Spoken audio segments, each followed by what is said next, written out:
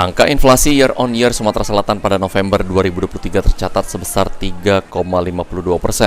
Angka tersebut terpantau lebih tinggi ketimbang inflasi year on year secara nasional yang di angka 2,86%.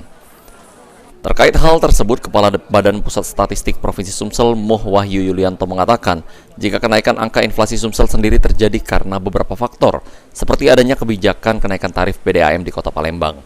Meski begitu, angka inflasi Sumsel sebesar 3,52% sendiri dinilai masih on the track.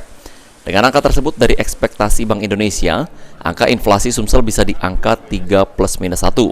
Hingga akhir tahun 2023 ini masih menyisakan 1 bulan lagi, di mana ada Natal dan Tahun Baru, dan dengan dua kegiatan tersebut, diperkirakan pada Desember inflasi akan kembali naik. Satu bulan ini itu adalah Natal, Tahun Baru, harapannya diantisipasi.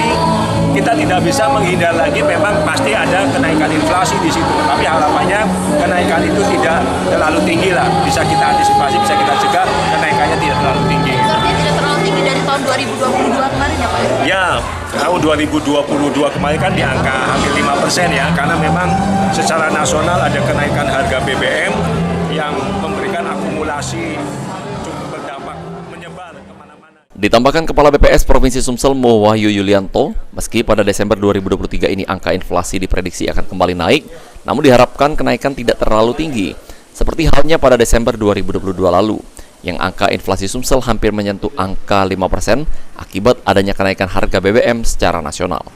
Sandi Pratama, PAL TV.